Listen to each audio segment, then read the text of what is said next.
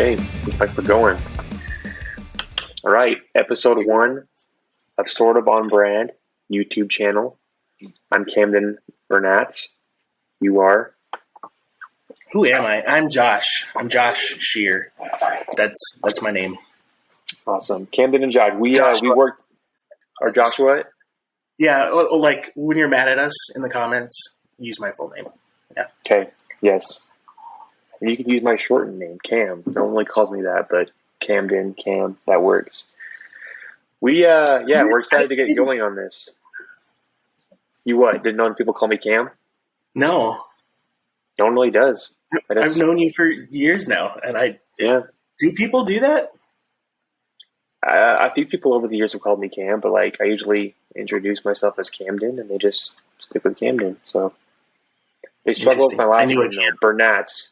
They really struggle to pronounce that for some reason, and so I get called Bennett, Burnett, Burnitz. So, anyways, you got to work on that brand.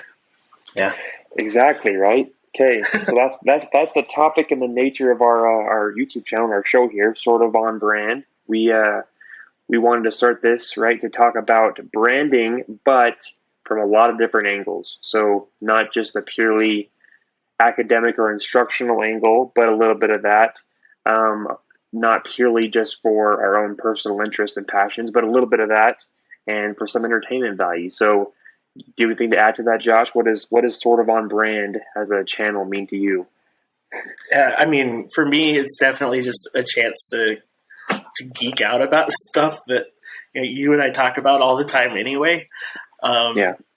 So it's just an opportunity to document some of that and maybe entertain a few people along the way. That's kind of a few. Hopefully, yeah. Perfect. Yeah, and that's I think a good description of the nature of what we're trying to do here is just share. We like you said before. So Josh and I guess we should give a little background of who we are, why we started this, right? So we work together currently at an ad agency, marketing agency, and are both involved in the industry. I had started as far as marketing work in the kind of the digital field, mainly with SEO. And then some other digital marketing, placing Facebook and Instagram and Google ads and things like that.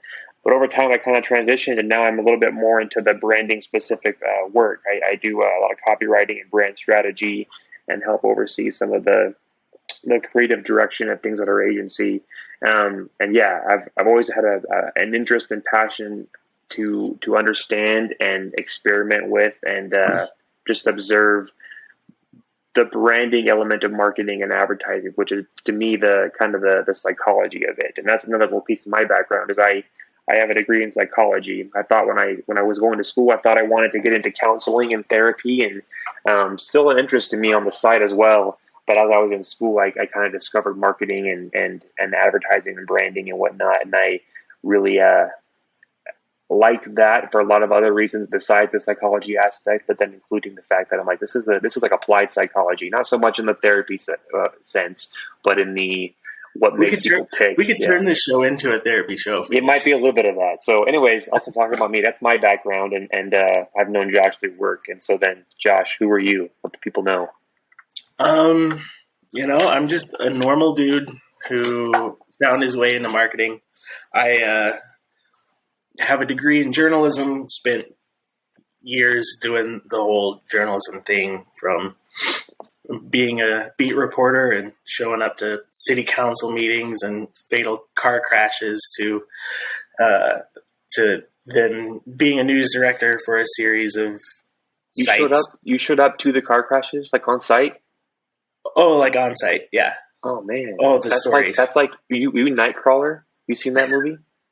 Yeah, it hit home a little bit, except I wasn't causing the car crashes. Okay. Spoiler alert for that movie. But Sheesh, I didn't realize that. Yeah, I was definitely kind of a fire engine ambulance chaser at times. Wow.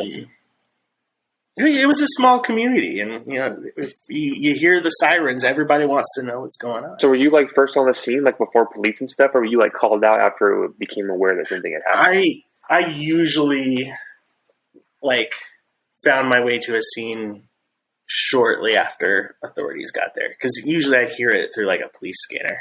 Man, I didn't know this about you. We're already just learning about each other. Yeah. So I was doing all that, and it was rewarding in some ways and awful in other ways. And through that, I kind of discovered content marketing and sponsored content, and just kind of fell in love with marketing from that angle, because it was really rewarding to write about something for a client that like they got excited about and then they could see results from, and it was that's more rewarding than showing up in court and reporting on meth busts. Like that's just cool. Yeah. So then I've been in the agency world for 5-ish years now, doing everything from paid search to everything digital to being a manager. And I kind of love everything about it. Honestly, I don't foresee myself ever going back to journalism and getting yelled at for being fake news. But I mean, I'll get yelled at for things here, but that's fine. Not everybody's going to like marketing we do. Yeah, that's true. And that's the thing. Our audience, we'll see who our audience is if we have one, right? But in discussing how we wanted to do this, we kind of anticipate our audience, people who will be most interested in this are those who are probably connected to the industry in some sense. Like because this isn't, if you've never cared about marketing, advertising, branding at all, then this is just probably not your niche, and that's fine.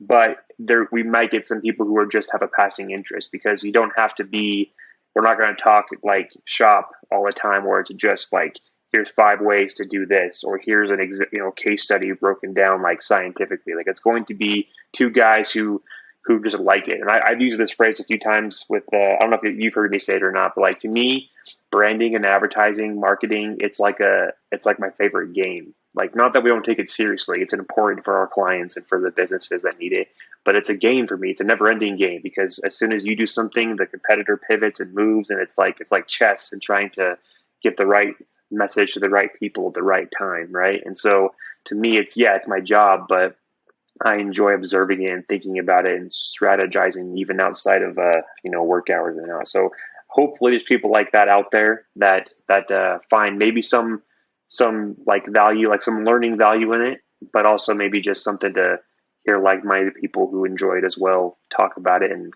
maybe you'll be a guest on our show sometime if you want to comment and have a good take for us. So we'll see. We're gonna be looking for hot takes. Yeah, because hot takes are what it's all about, Camden. Yeah, and so controversial opinions, exactly. And there's like a double meaning of our name. Like we could call it sort of on brand, which is that it'll sort of be about branding and some other stuff, and we are trying to also figure out our brand at the same time, and maybe we'll sort of be on brand when we figure out what that is.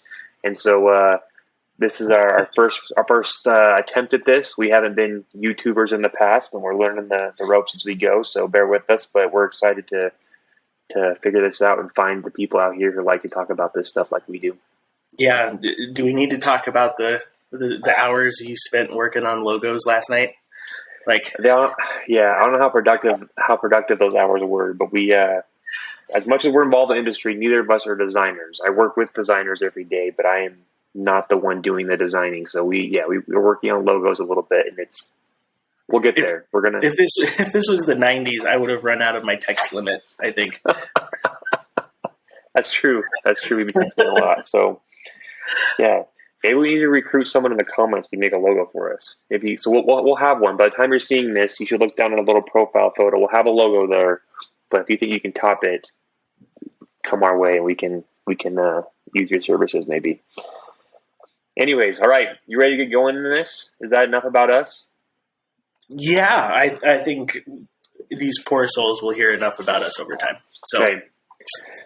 So this is our first episode, so things may change, and we don't want to over plan and organize this. It'll be pretty organic, but we think typically we want to kind of start out with just kind of touching base on some of the stuff we've seen that's interesting to us in the industry, in the branding world. And again, branding can be interpreted a little bit loosely because everything kind of is a brand, right? Everything has a brand. So whatever interests you. And then we'll have kind of a main topic or an activity or a reaction to something, whatever the main meat of the episode will follow up and take the majority of the time. So one thing I wanted to share with you that I've seen recently, I don't know if you saw this, an article about this that I saw recently, but Netflix had an interesting billboard that they ran. I can't speak to the nature of the show yet because I have not seen the show. I'm not even sure if it's even out yet. But there's a show coming out where it's based on Netflix.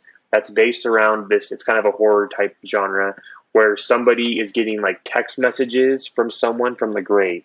Like they should be dead, but the person is getting text messages from that. And it's kind of a creepy, eerie show. Ooh, I like it. Okay. And this is how unprepared I am. I don't remember the name of the show. I need to go Google that. Oh, Camden. Maybe I can Google over here. But it's the show coming out. Go see it. Probably good. But Netflix, to promote this show, has this billboard. So it plays these codes that don't really make any sense. And as you sit there and think about what that is, you get a message from this like ghost person that shows up. Like you have to accept the airdrop, obviously, right? But it shows up and it says it's from your like that character. You open it up and it's got like this, obviously a promotion for the show, basically. Yeah, looking at this article, there was one, thanks to bloodydisgusting.com. Looks like there's one in LA and one in New York.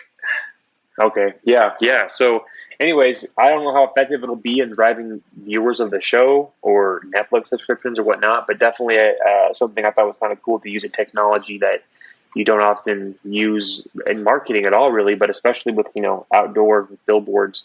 And so that was just something I thought was interesting. I've not experienced the billboard myself, but it looked like it'd be pretty cool if you weren't expecting it. And all of a sudden had this kind of real world interaction with that show's content. Yeah, I mean, I think it's a cool idea, and I mean, I'm a Stephen King fan, so it's a Stephen King show. Mr. Harrigan's Phone, or is it a show or a movie?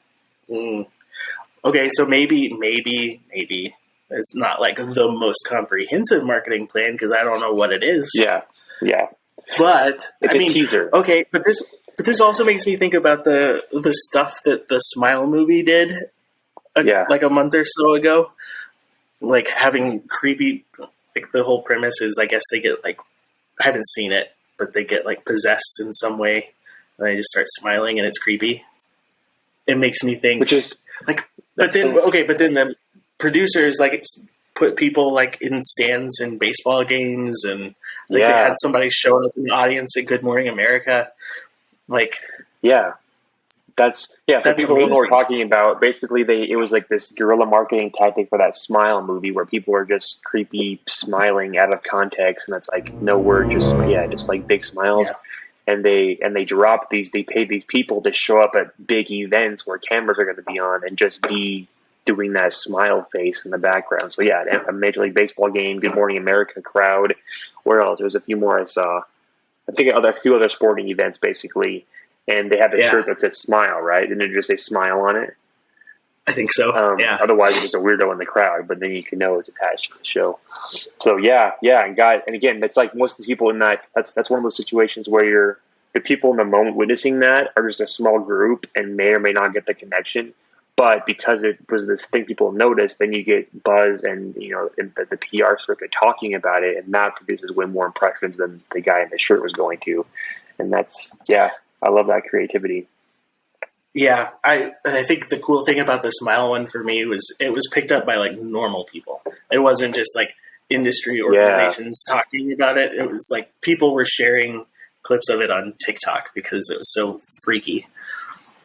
And this makes me think we gotta get to the main topic in a minute. We will here, but that makes you think of another thing, which is like the award show, like environment for ads, like the different ads you can categories you can win awards and stuff.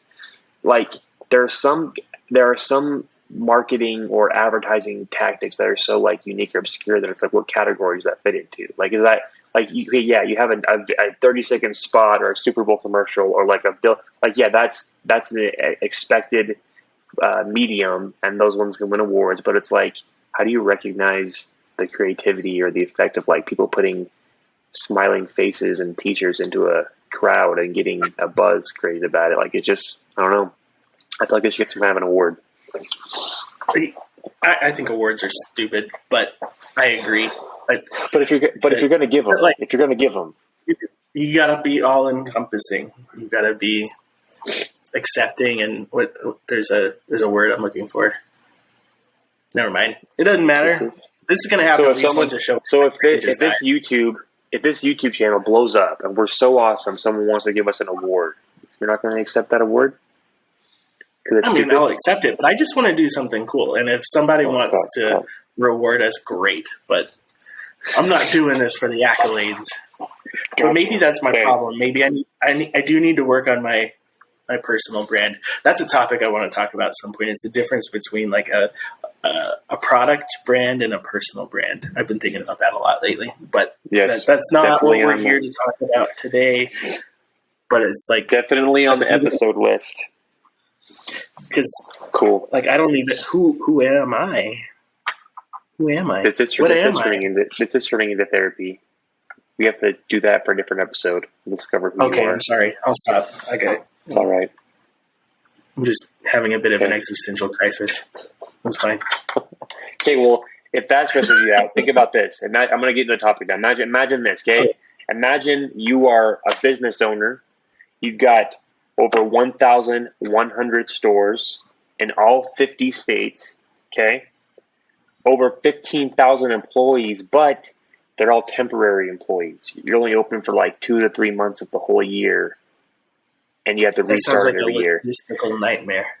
That is Spirit Halloween, okay? We all know Spirit Halloween, and they are they jump on any closed, vacant storefront that they can in your community. And if you're seeing this right now in October 2022 or shortly thereafter, you've probably seen them in your community. They're everywhere, right? Have you ever shopped at Spirit Halloween? At least once a year. We have a skeleton on our front porch. His name's Kenneth, and we got Kenneth a costume at Spirit Halloween a few weeks ago, and he's now got like a witch doctor hat on, and we got him a miniature skeleton to be his friend, and his name's Kenny. So, wow. Okay. Yeah. Yes, you're the target market for Spirit Halloween. That's awesome. Very much so I want to talk about them a little bit because they're just a unique brand and business strategy, right? Like, first of all, can you name another Halloween store? Like, maybe you think about it hard in your little local corner market or something, or like Walmart will sell Halloween stuff seasonally. But does Hot Topic count? I guess you can use stuff from Hot Topic for Halloween, but I don't think they're branded themselves as like a Halloween provider. But yeah, but no, I can't think of it like a Halloween brand. We're going to dive into Hot Topic eventually, by the way, on this show, because that's a case study I want to explore. Okay. But back to Spirit Halloween. So yeah, for those who don't know, that's the most unique part, I think, of their business model is that they utilize vacant space of stores that are closed down or just unused space, and it's all seasonal. Which is unique is that they don't have to own their own real estate. They just lease it out temporarily for a few months of the year. And it's very scalable. Unfortunately, they're like preying on the hard times of, not preying like they have bad intent, but like their success is dependent on other stores closing to keep that model, right? But which is kind of fitting. Isn't that kind of fitting that a store about Halloween is like moves into like the grave of the dying place of a dead previous brand and like takes over, and that's just fitting, isn't it? You might say it's on brand. So get this. Have you ever wondered like how they go and find those stores? Very much so, because I've also noticed that like it seems to be at least a little bit consistent. Or the ones I've gone to have always been in the same spot. So like, do they have like an agreement with these malls that keep those places vacant all year just for the single store? Or I don't. From what I've looked into and researched, I don't think they're like they're trying to get them to keep it vacant, but they will keep tabs on what is still vacant. Basically, the only full time staff besides like management and stuff that they have is they have a year round real estate team that is like it doesn't stop. While they're selling their stuff one year, they're still looking for next year's locations, and they're just keeping tabs on stores and availability and setting up leases and contracts year round. That's someone's full time job is to just find placement for Spirit Halloween stores, and they obviously try to pick higher traffic areas or near other popular stores. Usually, you don't find it in the middle of like a nowhere part of town. But Sure. That's someone's job. You think you'd be good at that job? No, that sounds awful. No. How? No. I don't know. I mean, it's clever because it could allow them to be nimble. Like if they have a location that like really sucked one year, they would know to not go back to that location and find a different spot. But man, if you had one that like was crushing it every year and then suddenly Macy's moves in, yeah. I don't think Macy's would, but yeah, which is like that leads into another interesting point I wanted to make about them is that for better or for worse, they have to restart every year. And I think the one benefit of that, although it's frustrating, maybe stressful, is that they can kind of test and learn all the time. Like hey, let's try setting up our stores this way, or let's try putting this stock in the front or the back, or let's try getting this kind of location. If it goes awesome, great, they've learned a little bit. If it goes terrible, it's all right, we're done next month, and we'll try again something different next year. They don't have, like, moving and pivoting isn't that hard for them, or shouldn't be. Not that they've done any, I don't think they've done any huge drastic changes. They have a pretty good model, I think, but, like, that's something that you don't get as easily if you are a permanent installation that has to keep everything consistent year round. Yeah. Interesting. I mean, that would be useful, and I'm sure it doesn't make sense to keep a Halloween store open all year, and it would allow you to test and learn like that. But I mean, other stores are testing and learning, but they're just doing it all the time. Yeah, it might take longer because your crowd isn't like congested into just a couple months. Yeah, congested. Is that the right word? You know what I mean. Put together. Yeah. Condensed. That's the word. Condensed. That's the word. Good job. Look at us. No, yeah, exactly.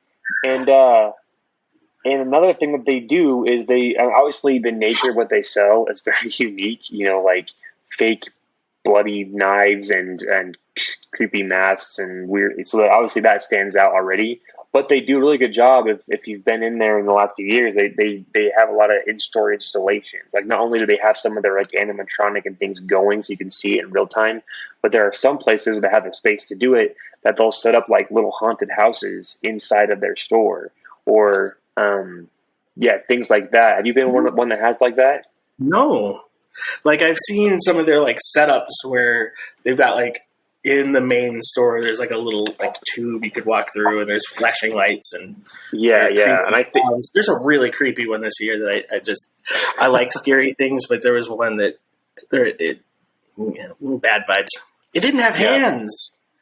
It was just like cut off at the stumps. They were like cut off, but then they were like metal cones. So we like these metal cones for hands, and it wasn't like that's not threatening because what's it going to do to you? It's just so unnerving that it's so weird and unexpected. But it was just, it was, sorry. Okay, that freaked me out. I'll have to see if I can find it. Anything goes on Halloween. That's funny. So yeah, if you're listening to this and it's in October still, we're planning on releasing this before Halloween, hopefully. Then go check out your nearest Spirit Halloween and see if you have something. One of the more extensive installations that what you described with like kind of that little mini walkthrough is I think the most elaborate one I've seen myself. But supposedly some of them get pretty intense. It's not like a full on. I don't think they have like a bunch of paid actors in there to like be just scare you and stuff. But like they'll have some more extensive walkthroughs and stuff, I think. And one story this made me think of looking back on this is I've got 3 kids, and my oldest kid, when he was just like I think he was like 1.5, 2 maybe. We were in Spirit Halloween, getting ready for the season, You took your 2-year-old to Spirit Halloween? Yeah, and we were like, hey, how's this going to go? Should we try it? Because we can like leave him in the car, right? So like we're like, well, let's try this. So we take him inside, and he wasn't phased. Like he saw like some person trying on a mask, just kind of gave him a weird look. We walked by like some of the creepy like dangly things they hang from the ceiling, the ghoul and zombie guy, whatever. He was just kind of looking curious, and we're like, maybe he's good. And so then my wife just decides to start like testing his limits. And I'm like, this is going to go badly. And she starts taking him up to like scarier and more creepy looking things and to see what he'll do. And he's like unfazed for so long. And then she takes him up to like one of those things that's like, it's kind of down, like in a crouch position, and then it jumps up at you and like it lights up and like that one broke him, and he started crying. And I'm like, well, there's his limit. And so then everything we took him up to after that freaked him out. So I think he's probably scarred for life. That's his Spirit Halloween experience. He's older now, so we'll try again this year and see if it's the same effect. But yeah, that's my Spirit Halloween story. So, but yeah, Spirit Halloween is it's interesting to me because of the unique nature of them popping up random, like you don't know where they're going to be each year. It just shows up in your local wherever the vacant store is in your community or store. Sometimes there's more than one. It's kind of this fun, like seasonal, like where's it going to be? Like you don't think about it during the year, right? And then it's like, oh yeah, Spirit Halloween. That means it's fall now, and it's become so like expected, and they're so widespread that it's now given way to like cultural like memes and stuff. Check this out. I'm going to share this one with you. This one is they took over a Babies R Us, and so they didn't have all the signage down, and so there's all this creepy stuff with like these baby pictures over top of it. Why didn't they take those down? Maybe because it's actually creepier leaving them up. They should have added some makeup to them or something. I don't know, but yeah. So there's that one, and then there was I'm going to share my screen again. It's been a few years old now, but back when the last time like the government shut down, like they can't agree on policy and whatnot. This was like an immediate meme that popped up. Are you seeing my screen? Yeah. Like Spirit Halloween over the White House because it becomes vacant, and there's a few different ones like that. Like, ooh, they move quickly. I saw one over like a meme. It was like over Buckingham Palace recently as well. Like after the Queen like died, like Spirit Halloween is going to move in. So it's this one. Look at this one. Store closes near October. Spirit Halloween. It's free real estate. So if you have any of your own memes of your own, tag us in the comments or on social. I want to see your Spirit Halloween memes. Yeah. Okay. So I didn't do any prep work for this episode at all. So I have questions. I'm curious if you know them or if we need to figure out the answers real time. But go for it. Like, their logo is pretty universal. The yellow spirit logo with the ghoul or whatever. The Phantom guy. Yeah. Phantom guy. But how long has Spirit been around? Like, how did they get to this? Good question. Spirit Halloween started in 1983, not quite the 70s. It was founded in 1983, began in the Castro Valley Mall in San Francisco, California.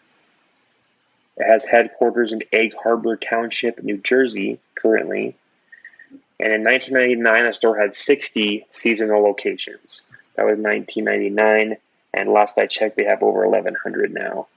Usually, I guess it kind of depends a little bit on where they can find space, right? But that's about an average.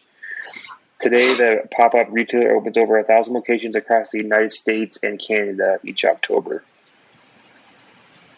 Yeah. Interesting. Well, but they're opening earlier than October now. Yeah, that's the thing. Yeah, it's not just October. And I feel like it's even getting earlier lately, which is like everything in commercial selling and stuff, right?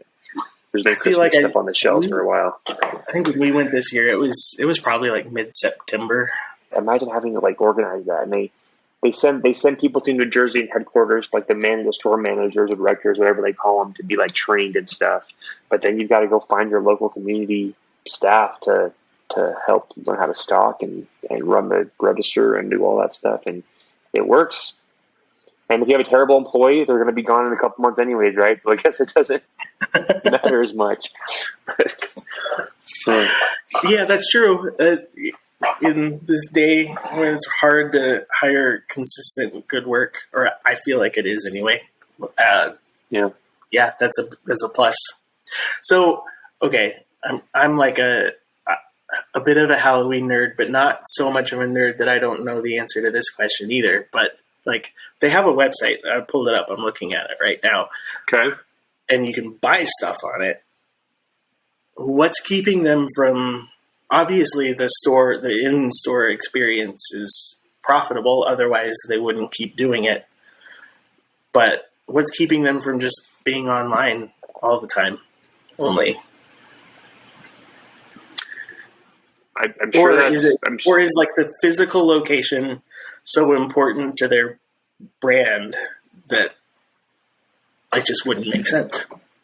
I think it probably is important because, like, even if, like, how often are you thinking about Halloween stuff until Halloween time, right? Not really at all.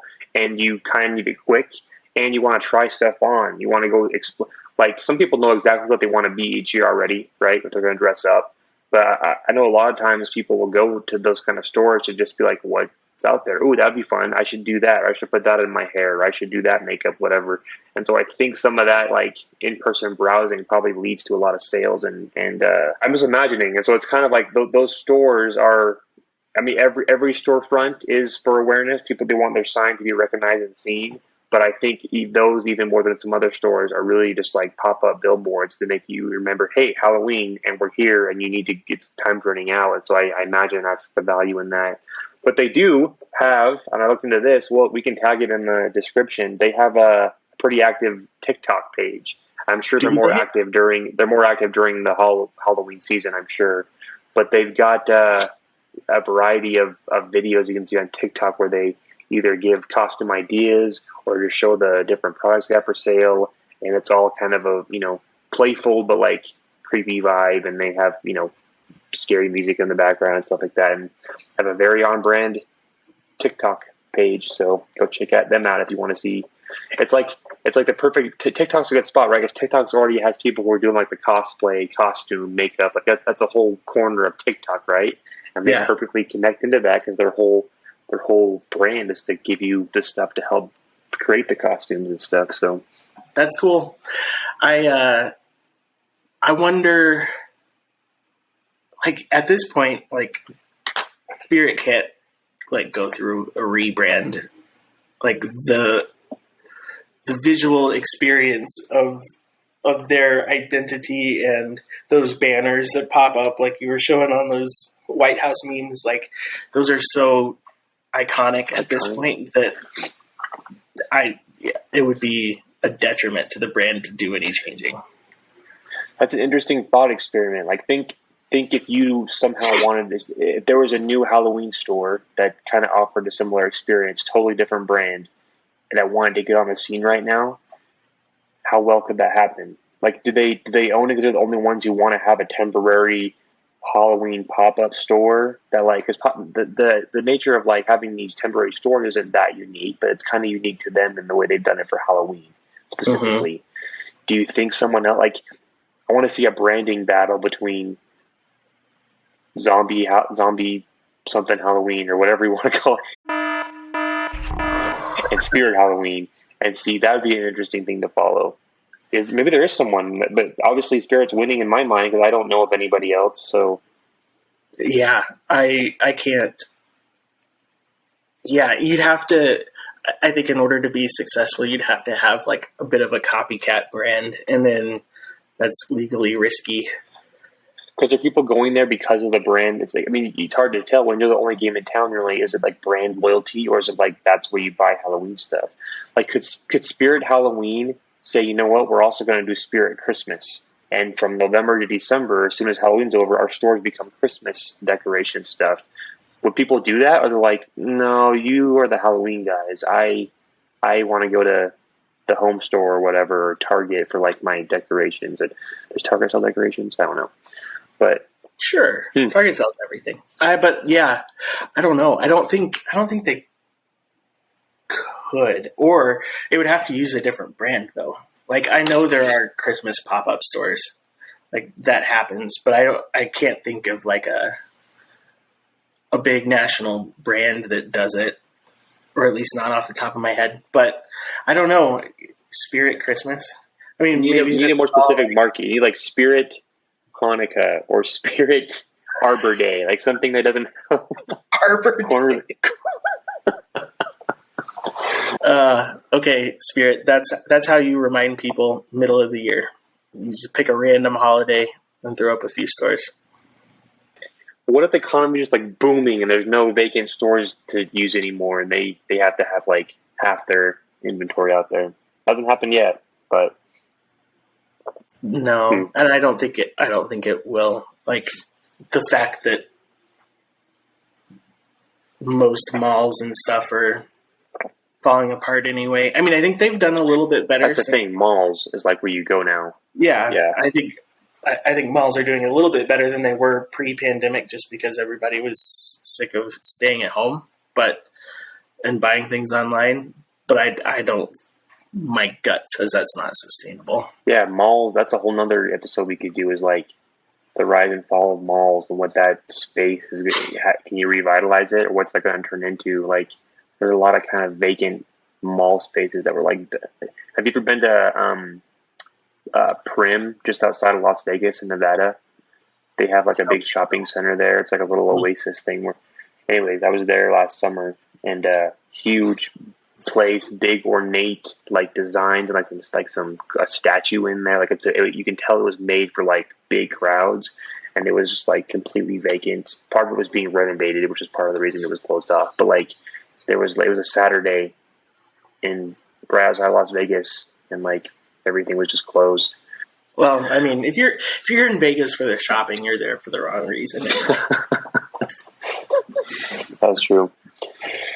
So one more thing, I want to wrap this up on Spirit Halloween. Let's see if more thoughts. I want to show you something kind of funny. So okay, hit me. Referring back to like the cultural, we all have the understanding of like, oh yeah, Spirit Halloween's in town. It's something we all experience, at least in the United States and Canada. It sounds like someone a little while back. I'm gonna see if I can share my screen here again. They went and wrote a theme song for Spirit Halloween. Basically, they played this song and they got kind of viral. And Spirit Halloween, good guys that they are, reached out and ended up like compensating this guy for something he just did for fun, just to be silly. And they ended up kind of paying him for his song. This is the theme for Spirit Halloween. Grandma wet and can't stop screaming. Here's the thing about Spirit Halloween. They got skeletons. I won't play the whole thing, but go check out Nick Lutsko. I think it's still on Twitter, obviously, and then you can check it out. He has a YouTube page, I think, as well. Maybe we can drop it in the show notes. Yeah, we can drop it, but it's funny. He's got this whole song performed and vocals and backtracking and stuff for Spirit Halloween, and there you go. Awesome. That's their theme song. And they sell skeletons, which is what you bought. Kenneth came from there. Yes. Well, no. Kenneth came from Amazon. Oh, Kenneth didn't? Kenny. But Kenny did. Yeah. So you're a strong brand. You have brand equity. You have brand loyalty. If people are writing theme songs for you without you asking them to. So that's when you've made it, I think. Yeah. So what we can expect is in a year or so, someone's writing the sort of on-brand theme song for us. If we're around in a year or so, if we're making stuff in a year and people are still listening to us, I'll consider that a success, whether we have a theme song or not. But that would be good. Yeah, it would. I would. Okay, cool. Any final thoughts or insights or questions about the Spirit Halloween brand as a case study, as an example? No, I think my takeaways are that it's not necessarily a scalable brand to other holidays. It's brilliant, and they just need to keep leaning into doing what they're doing. And not that it's my job to tell them what to do, but I think they're doing a good job. Yeah. Good job, Spirit Halloween. I think it really is they found a good niche in which the niche in which with witches. Oh man. Ooh. But they have the Halloween experience is very based on, it's very timely. It's not something you're doing very much of the year. It's based on costume and dressing up and things you kind of need to physically experience. And sometimes you need it last minute. Like, oh, I have a Halloween party or Halloween's next week. I needed something now. And so I think that in-store experience is where you have Amazons and you have Walmart and you have other things selling things, and they're making plenty of money off Halloween costumes as well. But Spirit Halloween is like, you can walk in, find what you need, try it on, and wear it out of the store, and right then go to the party. Like it's something you don't have to worry about shipping costs. You don't have to worry if it doesn't fit or the color doesn't look right. And so like it's Halloween is a unique way, a unique season, I guess, or like a consumer need that a pop-up store like that really fits the need for, I think. So interesting thing to look at. And it's gotten increasingly more like popular and commoditized, I feel like, which is plays right into their strengths. So, and I wonder too, this is something I don't know the answer to, but I wonder how much of the people who are, if the items sold are for adults to put together their costume or for kids, because like adults dress up for Halloween, they don't go like trick or treating like the kids do necessarily, but it's like Halloween is just an interesting situation in the culture of like dressing up in these ways, and someone who might never buy fake hair color or face makeup or anything like that the rest of the year is buying it for that. Whereas, I don't know. I'm just curious about that. Yeah, I don't know. I have a pimp coat from a costume from a few years ago. Haven't gotten rid of it. Okay, so that's what you're obviously wearing next episode, so we're going to have to That's what I should have worn on this one. I also have I dressed up as, so I'm bald, I'm wearing a hat today, but like I have a dress from 11 from Stranger Things, like from season 1, that pink dress. Like that she wears fits everywhere. You full size for an adult? Fits me, and I wore it into the office for Halloween. It was awesome. Wait, since I've worked here? No, it was at a previous company. I was going to say, I didn't think I've seen that before. Wow. Yeah. Eggo waffles? Yeah, I think I did. I drew the 11 on my arm, and yeah, it was awesome. I have to admit, I think I'd rather see the pimp coat than the dress, just because seeing you in a dress just makes me uneasy, probably. But you'd like it, and you know it. On that note, let's wrap this one up.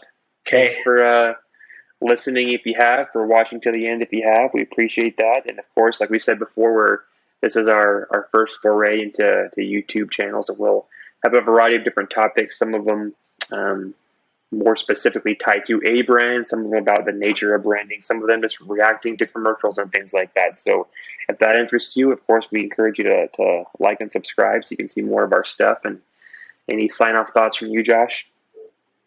No, I'm ready to continue to do this. This was a fun initial episode, and I think the stuff you and I have talked about, the plans that we have, are going to be good. Right. Let's just hope we're not the only ones who like it. So it's still worth it to me. I'll still keep doing it for my own enjoyment, but thanks. All right. That's sort of on brand. We'll see you next time. Peace.